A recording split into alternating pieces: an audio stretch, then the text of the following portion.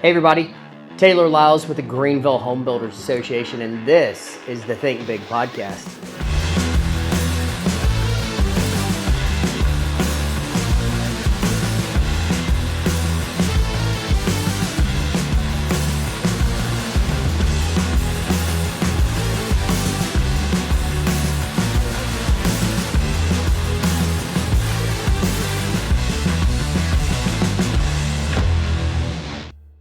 Good morning and good afternoon. Thank you for pulling in and listening to the Think Big podcast. I'm super excited to bring you this episode. We have Greg Gambrell, who is with GBS. I'm going to let him kind of do a deep dive. But Greg, thank you for taking time. Thank you for joining us today. Tell the people who are listening and watching kind of who you are, what you do. Okay. Yeah, thanks for having me. As Taylor said, Greg Gambrell. I'm the Market Vice President of Sales for USLBM. The divisions that I cover is GBS Building Supply, Jennings Builder Supply, and Professional Builder Supply out of Greenville.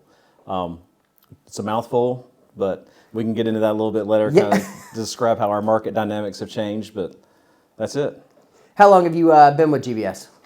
Since 2012. Okay. But you've been in the market before that. Yeah, I've been in the building industry since 96, 97. Okay. In some form or fashion, yeah. On the supply side. And I would be disappointed if I didn't mention this to the viewers and the listeners. You are a current board member of the Home Builders Association of Greenville. You've been a board member for a little while. Mm-hmm. How long have you been involved in the HBA? Gosh, a long time. I don't know the exact date, but prior life used to be very involved in the Spartanburg HBA years ago. The early 2000s, then kind of stepped away for a little bit, and then really from 2012 on, been involved with the Greenville HBA. Well, we fully accept you here. We'll take Greg and GBS at the HBA of Greenville. Yeah. I'm super excited that you're a member, also one of our big sponsors for the Bridge Awards, golf tournaments, clay tournaments, the whole 9 yards. Yeah, we have fun. So. We do have fun. Yeah. 75 events kind of says that there's not a chance that you can't have fun. That's right. I love it. So, GBS, USLBMs, Jennings, Professional Building Supply. Mm-hmm. It is a large market, but each one of them kind of provide opportunities for different builders. So let's kind of talk about GBS's forefront on where they're going and who they go after versus Professional Builder Supply versus Jennings. Yeah, so USLBM is a national company, and they go to market by basically acquiring locally owned companies like a GBS or a Jennings or a Professional. But the neat thing is they let you keep your local branding and keep your local management team, and they kind of operate in the background, helping provide some capital, some just resources that normally a small business couldn't tap into. So GBS is based out of Greenville, covers the upstate of South Carolina, then has one location in Hendersonville, North Carolina. And then Jennings has 4 locations in Western North Carolina. And then Professional Builder Supply has one location here in Taylor's, but then they have several other locations in the Eastern Carolinas, but we only deal with the one here. As far as market, we mainly cater to custom home builders and remodelers. We are open to the public for anybody just to walk in, any weekend warriors, but our niche is the professional contractor. And then on the professional builders side, they do a lot with your production builders, your national builders, your regional folks. So we have a good coverage over the whole market. So Professional Builder Supply, just for people listening, you're talking about your D.R. Hortons, your Ryan Holmes, your Lennars. And yes. GBS is more focused towards your Heritage, your Con Construction, Carson Spear, stuff like that. Exactly. Very cool. So you get to truly see it from several different sides and how a certain industry or a certain segment of the industry can be impacted from the custom guys going to $1 million+ houses, but also from the production standpoint. Kind of do a little bit of a deep dive on where you see the big difference. Have you seen a change this year with what y'all are putting out? Mm-hmm. So like you said, we do get to see it from both sides, which is really good. Keeps us very involved with the market and kind of, we have a good pulse on what's going on with the market. Because a lot of times as your production builders ramp up, sometimes your custom builders will slow down a little bit and vice versa, depending on what the economy's doing. As far as this past year, it's been a pretty boring year, I would say. As far as market dynamics go, the pricing on building supplies leveled out after all the COVID, craziness that we had. So it was very welcome just to be able to forecast. Our customers are able to forecast, kind of have a good grasp on the cost to build. So that part has kind of been, when I say boring, it's actually been nice. The interesting part, though, has just been to kind of, also coming off that high of record-setting permits and starts, and kind of back to more of a normalization in the market. So anytime, once you get up and play in that stratosphere of where we were sales-wise, you always are trying to get back there. So we have to remind ourselves that, a couple years ago when we were setting sales records, we were also selling OSB at, just unworldly prices. Now things have normalized and it's more like it should be. Yep. And it's really better for everybody, not only us, but for the consumer. It's better for the homeowner that's looking to build. So this year's kind of been nice in that regard. So we've kind of been able to catch our breath and just plan, regroup, and now concentrate on get some strategies moving forward.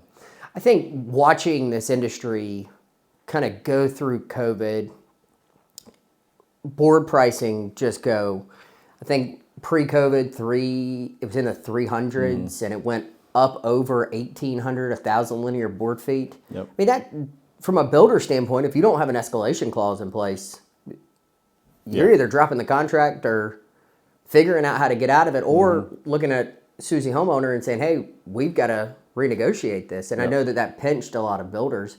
So hearing that it was a boring year, I enjoyed that. It hasn't really been a boring year at the association because it's been nonstop. Because people want to move here.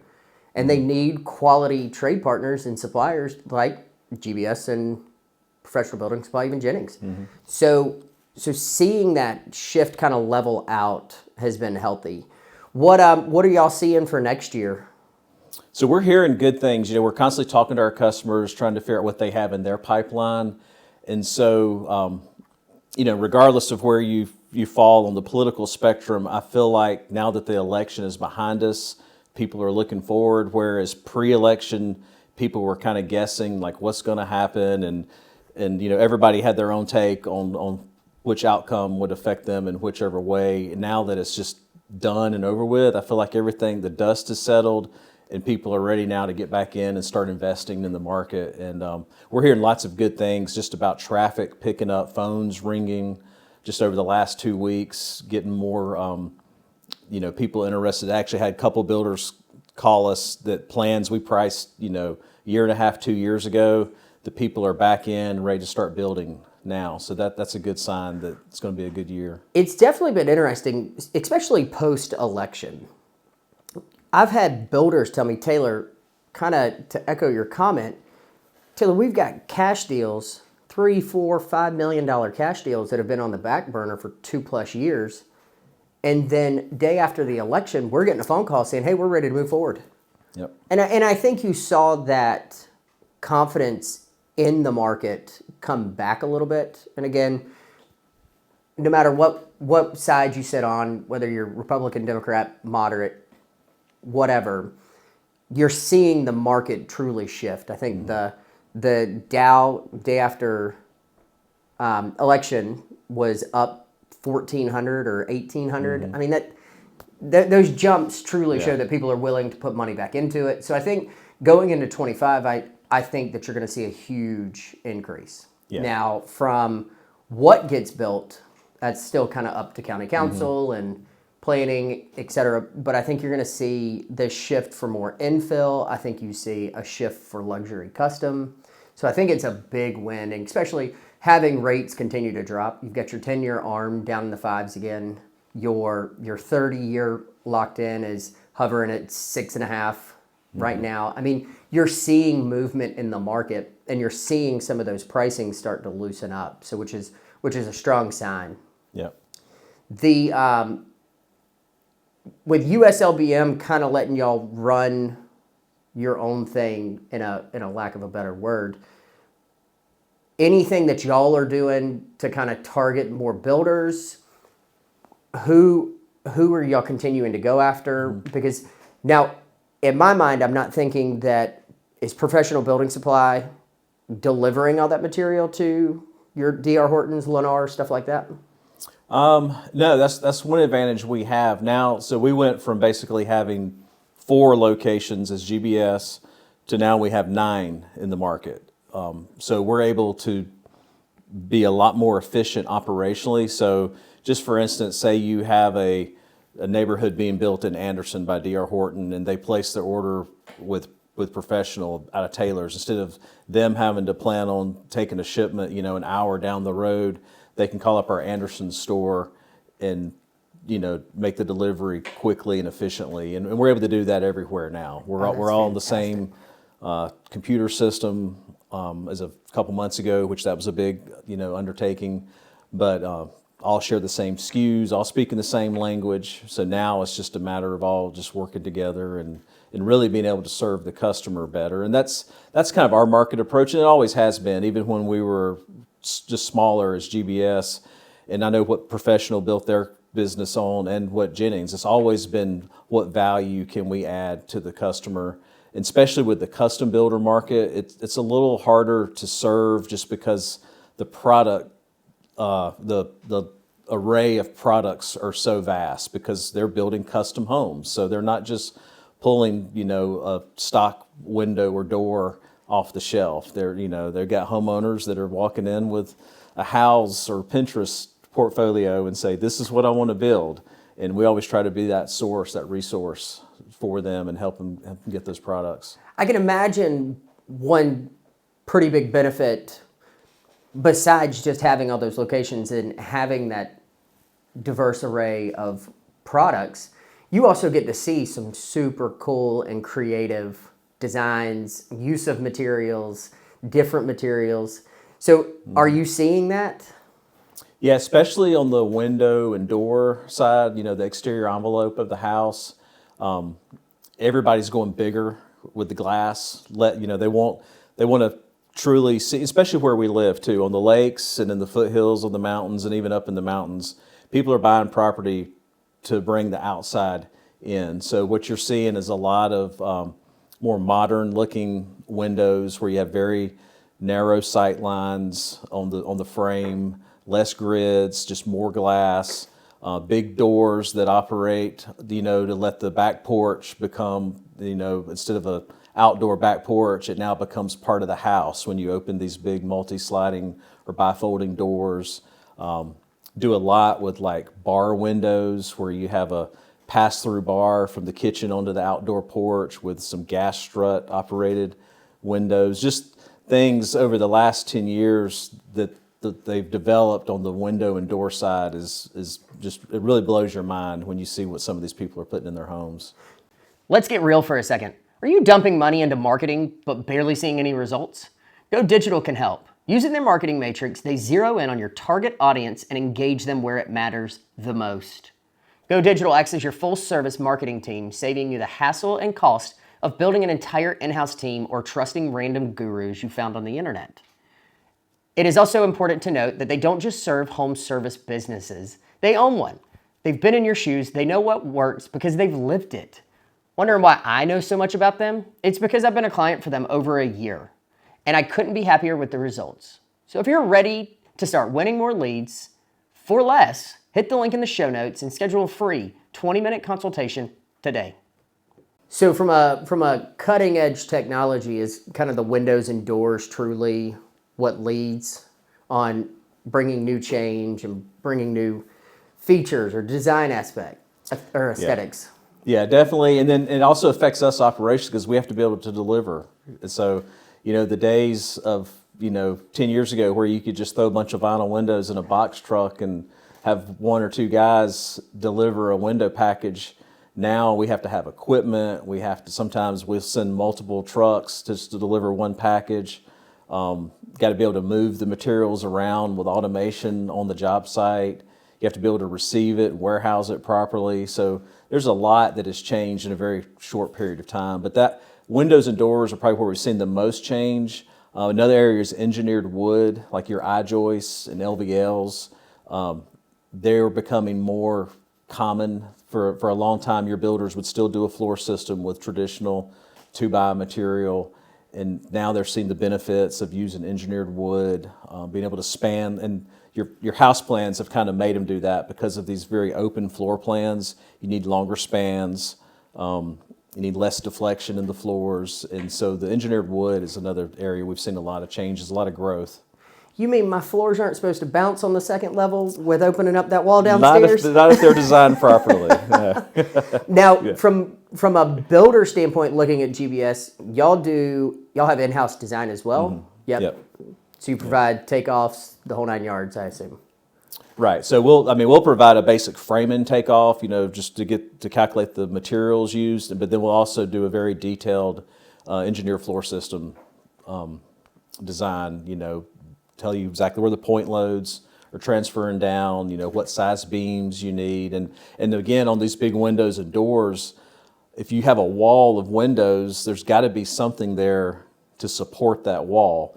And so a lot of times our windows team is working with the engineered wood team to get that design right, to make sure, that wall of windows will stand up, especially if it's up on the cliffs on the side of a mountain and you have 40-mile-per-hour wind gusts coming We don't through. necessarily need those coming down. Yeah, exactly. So, I've seen some of these houses, and you're 20, 30 feet tall of just pure glass, and it's absolutely stunning. But I guess I never fully processed through, well, there's a lot more that goes into it from supporting that.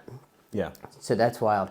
So meeting your customer where they need to be met is kind of what I'm gaining from the main benefit of GBS. It's kind of the way the association approaches new members coming in and events that we do. We try to meet our member exactly where they need to be, whether it's builder connections, whether it's developer connections, trade connections, whatever they are. The association is kind of taking the GBS perspective and implementing it there, and which we've seen some great growth, and you've been a part of the growth with the HBA.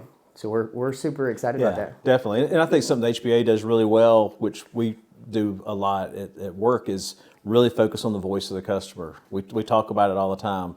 Like you said, meeting the customer where they want to be met, finding those pain points, figuring out ways to solve problems, and then not only on the customer side, but we look at the voice of customer internally. We're asking our associates that are the guys that are in the lumberyard pulling the material, hey, if we move this material over here to this side of the yard, would it be easier for you to load trucks in the morning? What roadblocks are you encountering? And so we've gone in on our yards and done, they call them Kaizen events, which is a Lean Six Sigma practice, where we've redesigned the whole footprint of the lumberyard to be more efficient when pulling lumber loads, to get trucks in and out quicker, which ultimately leads to better customer service. So and pairing that, like you said, with the HBA, you're making those moves that really impact people. You're not just looking at stuff on paper and just guessing. You're actually doing stuff that's impactful. Yeah. So kind of on the same line as the HBA is, where do you see, as an associate member, as a longstanding member of the association, kind of where do you see, talking to some of the non-members, what are some of the benefits for you and that truly shine through the association? Well, I think the first thing is the networking opportunities, just getting out and meeting people, getting to talk to people that normally you probably couldn't have talked to just because of different barriers that are out there in the market. Everybody's busy. So just picking up the phone and cold calling somebody, it's hard to get in front of that person that you need to talk to.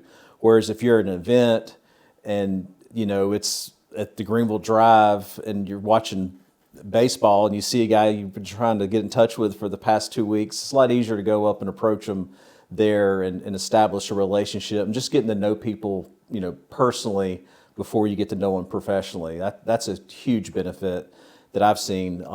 And just like with me sitting on the board, there's lots of our customers that are also on the board that has allowed me the opportunity to get to know them better, spend more time with them.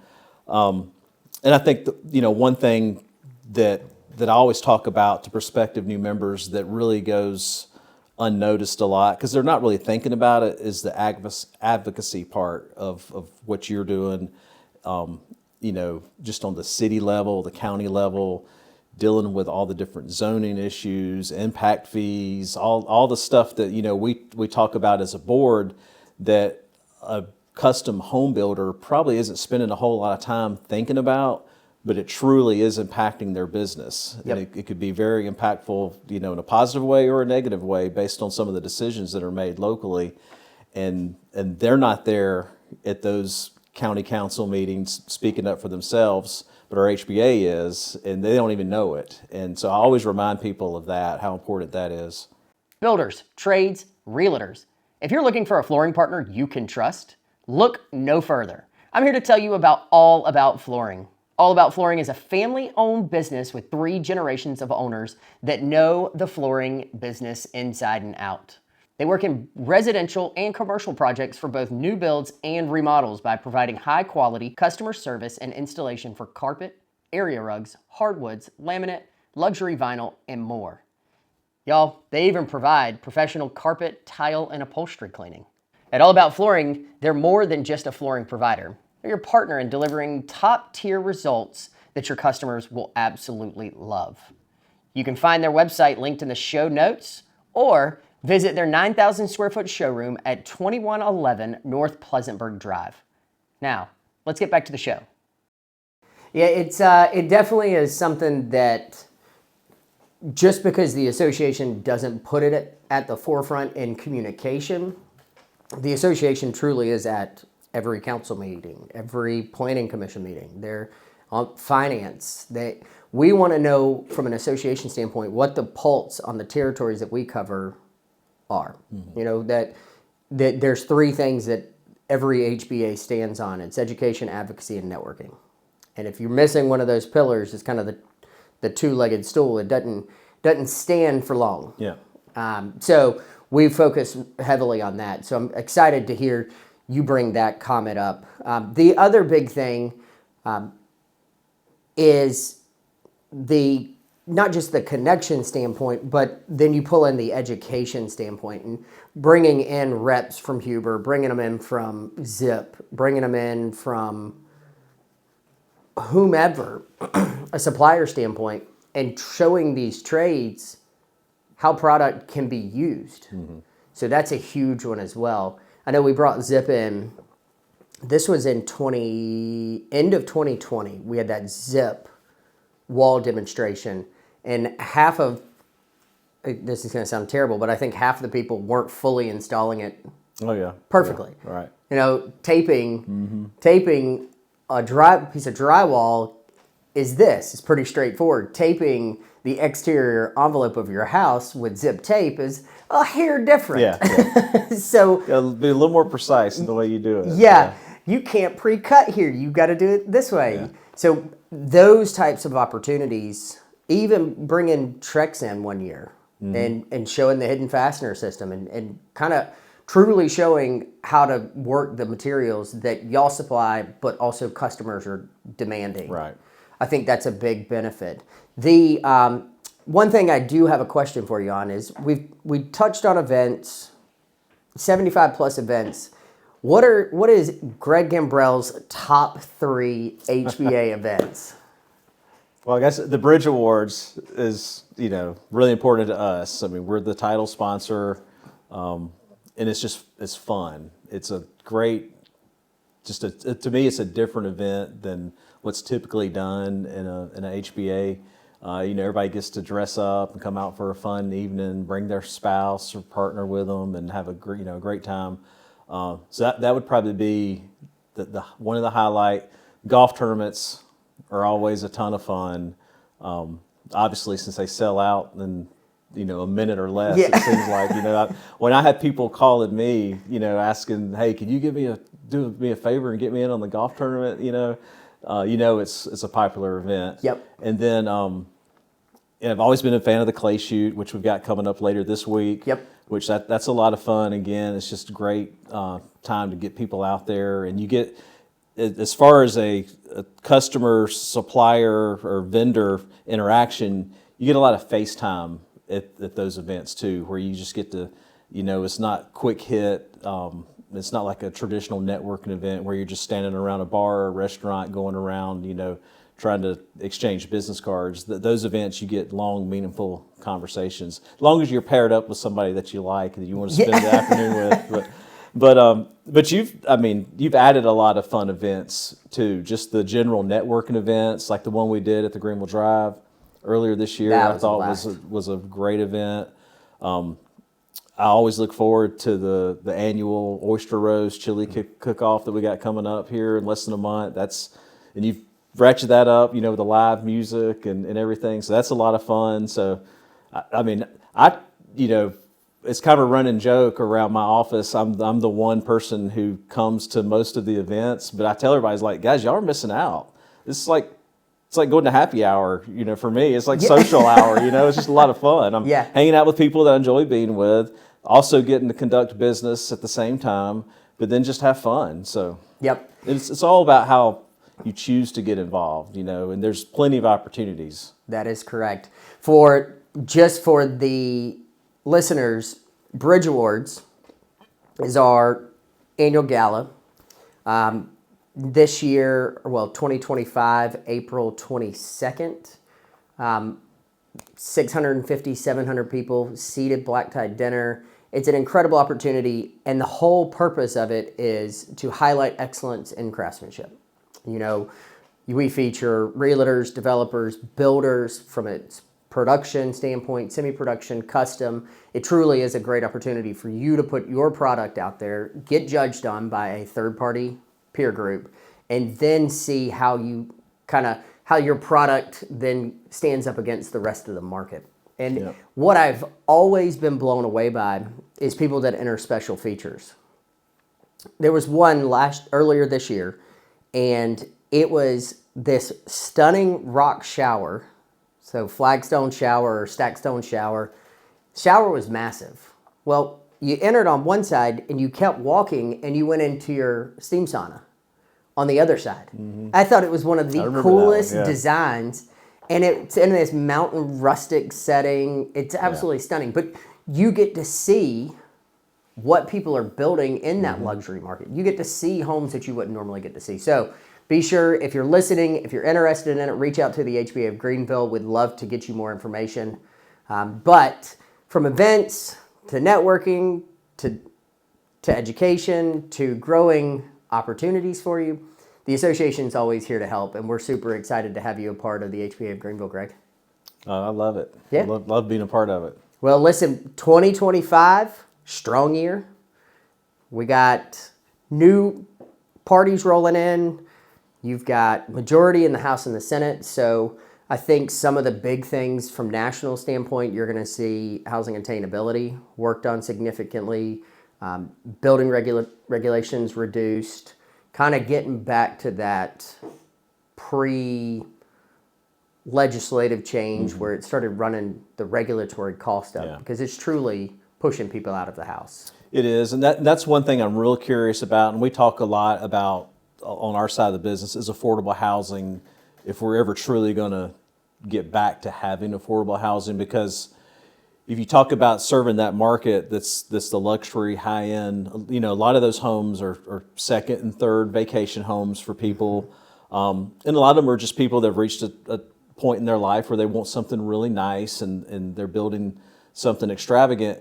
But I think what people lose sight of is to get there, those people, most of them somewhere along the way started off in affordable housing. And then they were able to take that, get some equity built into it, and keep stepping up. My fear is we've reached a point now to where because of the lack of affordability, you don't have as many young people coming into, personal home ownership. And somewhere down the road, we're going to hit an impasse where you don't have people that are able to move up to that next step of housing and keep going. And I'm just curious to see, how, as a government we approach it, how as an industry we approach it, because right now it's kind of tongue in cheek a lot of times when people say affordable housing, because what used to be a $250,000 quote unquote starter home is easily going for $500,000 to $600,000 in this market. Yep. And it's obviously some changes have to be made. So I'll be curious to see if we're able to do that. Yeah, I think we will. I think that you'll see the big thing is when government starts adding regulations into development costs, building permit fee increases, impact fees, land development ordinance on acre and a half for sewer, like that's a huge cost contributor. And in our market, for every $1,000 you add to the price of a house, you price out 714 families. Yeah. And conceptually, you think of, all right, it's $1,000 over a 30-year loan, but that's how tight this economy has become for creating that homeownership dream. Yeah. So I think you're going to see a lot of changes. Power put back on states, less government regulations. That's always my hope. But either way, we're going to continue working for it, continue building home ownership, the dreams, building events. I think if I add any more events, Jenna may actually kill me. Well, there's one event that we need to talk about getting on the calendar that Jenna's been really pushing for. Oh, so. Greg, if you bring up dodgeball,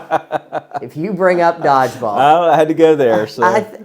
To me, dodgeball would be super fun, but in my head, all I hear is our general counsel saying, Taylor, this is a liability. If we can figure out how to take the liability out of it, then it would be a great event. We'll rent a church out. We'll just do a dodgeball competition, and Jenna will get her wish. There you go. I love it. Well, perfect. Well, Greg, as we wrap this up, I greatly appreciate your time today.